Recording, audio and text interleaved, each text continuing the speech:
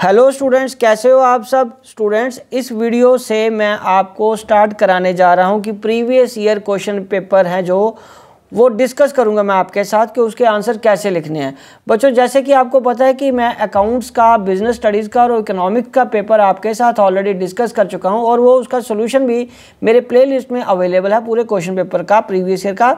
लेकिन आज जो हम डिस्कस करेंगे वो करेंगे इंग्लिश का। ठीक है जी, ये क्लास 12 का 24/2/23 को जो पेपर हुआ था इंग्लिश को, उसको डिस्कस करने जा रहा हूँ ताकि आपको ये पता चल जाए कि इंग्लिश का पेपर कैसे आता है।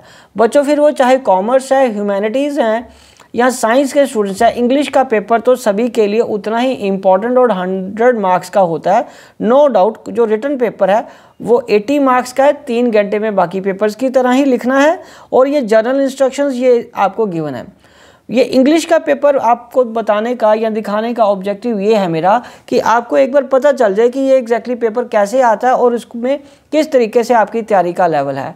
मुझे पता है कि आप लोगों के पास प्री बोर्ड की तैयारी के लिए काफ़ी मटेरियल होगा, लेकिन फिर भी एक बार आप मेरे साथ इसको प्रैक्टिकली देख लीजिए कि किस तरीके से ये क्वेश्चन पेपर आता है और अब आपको सॉल्व करना है। तो ये इंस्ट्रक्शंस तो आई थिंक आपने पढ़ ली होंगी। चलिए अभी हम बढ़ते हैं सेक्शन ए की तरफ। सेक्शन ए बच्चों 20 नंबर का है जिसमें 2 पैसेजेस आएंगे। ठीक है जी, तो पहला पैसेज है जैसे ये read the passage given below, उसमें ये पूरा पैसेज आपको गिवन है। ये आपकी रीडिंग स्किल्स को अंडरस्टैंड करने के लिए है कि आपको कितनी जल्दी आप स्पीड से पढ़ सकते हो और उसको चीज़ों को अंडरस्टैंड कर सकते हो। ठीक है जी, ये आपका पूरा ये जो पैसेज पढ़ने के बाद आपको ये क्वेश्चन आंसर्स के आंसर देने हैं। Based on your understanding of the passage answer the following questions given below. तो 10 क्वेश्चन है, 1 नंबर के हिसाब से ये 10 मार्क्स के क्वेश्चन है। ठीक है जी, तो ये क्वेश्चन देख लीजिए, ये इस तरीके से क्वेश्चन है। यदि आपने मॉडल टेस्ट पेपर बुक कोई खरीदी है तो नो डाउट उसमें आपको ये क्वेश्चन का आंसर ज़रूर मिल जाएंगे। ठीक है जी, ये रहा आपके पास ये पूरे 10 क्वेश्चन। ठीक है, ये पहला। और उसके बाद अब मैं आपसे डिस्कस करूंगा दूसरा। ये सेकंड क्वेश्चन आ गया उसी रीडिंग स्किल का। पहला क्वेश्चन था 10 नंबर का, ये दूसरा, मतलब 2 पैसेज आएंगे। ये एक देखिए कितना बड़ा पैसेज है, ये पूरा आपको पैसेज पढ़ने के बाद इसका आंसर आपको देना है। ठीक है जी, चलिए। और साथ में ये इसके बाद ये साथ में एक स्टैटिस्टिक्स भी गिवन है जो आपको अंडरस्टैंड करना है। पिक्चर के फॉर्म में ये ग्राफ बनाया हुआ है, आपको ये अंडरस्टैंड करना है। नेचुरली ये उसी पैराग्राफ का, सेकंड पैराग्राफ का ही पार्ट है और इसका आंसर आपको ढूंढना है। ठीक है बच्चों, चलिए अब हम आगे बढ़ते हैं। आगे बढ़ने के से पहले मैं आपको ये बता दूं कि based on your understanding of the passage answer the question given below. 10 question है, 1-1 नंबर के। ठीक है, 10 नंबर के हिसाब से। तो ये क्वेश्चन नंबर 1, क्वेश्चन नंबर 2, ठीक है, ये 3। बच्चों ये इतना इजी नहीं है लेकिन इतना मुश्किल भी नहीं है कि आप इसका जवाब ना दे पाओ। इजी मैंने मुश्किल इसलिए बोला कि इजी इसलिए नहीं है क्योंकि एक बार आपको अच्छे तरीके से पढ़ना पड़ेगा। यदि आप बहुत कैजुअल अप्रोच रखोगे तो 40 में 50% से ज़्यादा नहीं आ पाएंगे। लेकिन अगर आप थोड़ा सा फोकस्ड होके 1-2 बार मॉडल टेस्ट पेपर से इसकी प्रैक्टिस कर लोगे या स्कूल के प्री बोर्ड्स को सीरियसली ले लोगे, ठीक है, अटेम्प्ट करोगे पेपर्स को, तो आपको ज़्यादा दिक्कत नहीं आएगी। ठीक है, तो ये जो क्वेश्चन पेपर मैं दिखा रहा हूँ आपको पता है इसका सोल्यूशन भी आपको उसमें अवेलेबल मिल जाता है। नेट में आप आजकल अवेलेबल है, बहुत सारी साइट्स हैं ऐसी हैं, ऐसा नहीं है कि सिर्फ मैं ही दिखा रहा हूँ आपको। बहुत सारी ऐसी साइट्स पे आपको इसका सोल्यूशन भी मिल जाएगा। हाँ, अगर आप चाहते हो तो आप खुद भी करके देखिए और बाद में आप इसके आंसर मिला लीजिए। चलिए अब आ गया सेक्शन बी। सेक्शन बी किस चीज़ का आएगा? अगेन 20 मार्क्स का, जिसमें आपकी क्रिएटिव राइटिंग स्किल, पहले रीडिंग स्किल्स पे बेस्ड था, ये आपका राइटिंग स्किल्स पे, जिसमें आपको अटेम्प्ट करना है एनी वन, ए या बी। ठीक है, ए या बी में से 5 नंबर का एक आएगा, वो आएगा नोटिस को ड्राफ्ट करना। तो इसमें स्टूडेंट्स ये आपको ये पहले ए नोटिस है, फिर उसके बाद बी में भी आपको ये प्लान बनाना है, ड्राफ्ट नोटिस। इसमें भी 50 वर्ड्स का नोटिस है आपको बनाना। ठीक है बच्चों, ये नोटिस आपको इसमें भी बनाना है। तो ए या बी दोनों में से कोई एक करना है, 5 नंबर का है और इसलिए आपको नोटिस की प्रैक्टिस ज़रूर अच्छे तरीके से करनी है। अब हम बात करेंगे 4th पॉइंट की। 4th पॉइंट क्या कह रहा है वो, मतलब 4th क्वेश्चन है attempt any one from A और बी। तो इसमें आपको प्रोवाइड की है relevant details like date, time and venue आपको क्या करना है, फॉर्मल इन्विटेशन तैयार करना है, और दूसरे में आपको ये जो गिवन है वो इसमें फॉर्मल लेटर है। अब आपको यहाँ फॉर्मल इन्विटेशन है या फॉर्मल लेटर है, उसका दोनों में से कोई एक आपको बनाना है। अगेन ये 50 वर्ड्स है, तो इसका मतलब एक तो आपका नोटिस हो गया, दूसरा फॉर्मल इन्विटेशन या फॉर्मल लेटर्स को लिखने की आदत डालिए। मेन चीज़ क्या है, उसके फॉर्मेट को ध्यान रखिए कि क्या फॉर्मेट उसका आपको बनेगा। ये 5-5 नंबर के 2 क्वेश्चन हैं। चलिए अब आ गया आगे, attempt any one from A and B given below. उसमें आपको क्या करना है, ये जो क्वेश्चन गिवन है, reading gift a book, there is a growing realisation that the reading is a skill, the write a letter. तो लेटर लिखनी है यहाँ पे हिंदुस्तान टाइम्स को। या दूसरा, ये मेज प्राइवेट लिमिटेड में ये रिक्वायरमेंट दी है उसने, ठीक है जी। तो आपको क्या करना है कि आपका रवि है प्रसाद हो 59 ओस्मानिया रोड हैदराबाद, आपको एडवर्टीजमेंट तैयार करनी है। तो इसका मतलब लेटर और एडवर्टीजमेंट की भी प्रैक्टिस आपको करनी है। तो चलिए नेक्स्ट 6 क्वेश्चन, अगेन 5 मार्क्स का, जिसमें आपको ये एक डायग्राम बना के आएगी। तो जिसमें आपको लिखा हुआ है say no to plastic day long awareness campaign organised by Flora International School. The inter school event included a panel discussion, student presentation, sapling planting, kits and poster making competition. You are Raghav और यहाँ Radhika write a report covering this event. इस event को cover करते हुए आपको इसकी report लिखनी है। तो रिपोर्ट राइटिंग भी आपको आनी चाहिए, ये आपके कोर्स का पार्ट है।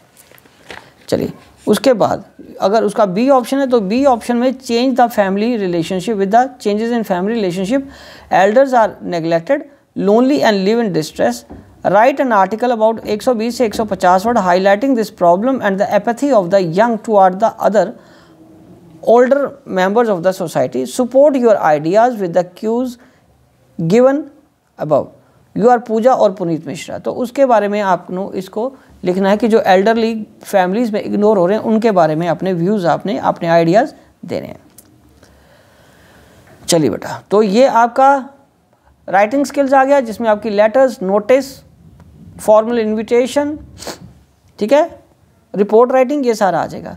अब ये सेक्शन सी लिटरेचर का, तो ये लिटरेचर में आपके पास 2 बुक्स हैं, उन बुक्स में से है। नेचुरली आपको बुक का नाम नहीं दिया जाएगा, लेकिन आपको वो दोनों बुक्स को अच्छे तरीके से पढ़ना है। ये तो पोइम है, 6 नंबर का क्वेश्चन है, एक नंबर क्वेश्चन आएंगे। ये एक तरह से ये पोइम का को ये पढ़ने के बाद, ये पोइम का एक पोर्शन पढ़ने के बाद आपको इसका आंसर देने होंगे इन क्वेश्चंस के। वो ये रहे 6 क्वेश्चन, ठीक है जी। तो अब आप याद रखना है आपको कि कौन कौन सा क्वेश्चन का आंसर आपको इसका देना है। ये 6 क्वेश्चन ये हो गए, ठीक है। और मतलब चॉइस भी है आपको, इसमें भी चॉइस है। बी क्वेश्चन में ये आपके पास लेटर है और उसका आपने ये क्वेश्चन आपने आंसर देने हैं। तो या वो करिए पोइम या ये वाली पोइम का आप आंसर देख सकते हैं। तो आपको याद रखना पड़ेगा कि कौन सी आपने पोइम अच्छी तरह याद की हुई है, ठीक है। Attempt any one of the 2 extracts, ठीक है, given below, read the following extract and answer the following. तो ये एक तरह से एक पैराग्राफ दिया हुआ है, आपको उसमें से आंसर देने हैं, ठीक है। और ये कितने 4 नंबर का है और ये 4 क्वेश्चन है, ठीक है बच्चे। और दूसरा या उसी का बी ऑप्शन है, ये आपको एक प्ले का लाइंस गिवन है, उसके बेसिस पे आपको ये आंसर्स देने हैं। ये भी 4 मार्क्स का है, ठीक है। वो पिछला और इस दोनों में से कोई एक करना है, ठीक है बच्चों। चलो अब ये करने के बाद, ये 4 पॉइंट होने के बाद, अब ये 9th क्वेश्चन है, attempt any one of the 2 extracts. तो इसमें से ये read the following extract and answer the questions. तो ये पढ़ने के बाद आपको ये क्वेश्चंस देने हैं। तो इसका मतलब बेटा आपको ये चीज़ क्लियर हो रही है इसको रीड करने के बाद कि आपकी रीडिंग बहुत ज़्यादा एक्सटेंसिवली होनी चाहिए। आपको अच्छी तरीके से पढ़ने की ज़रूरत है, स्पीड से पढ़ने की ज़रूरत है, अदरवाइज़ इन क्वेश्चंस को समझना, ठीक है, आपके लिए थोड़ा चुनौतीपूर्वक हो जाएगा अदरवाइज़। तो आप इंग्लिश को जल्दी से जल्दी रीड करने की कोशिश करिए ताकि आप जल्दी से जल्दी आप इन क्वेश्चंस के आंसर्स दे सको, ठीक है बच्चों। तो ये हमारा बी क्वेश्चन हो गया।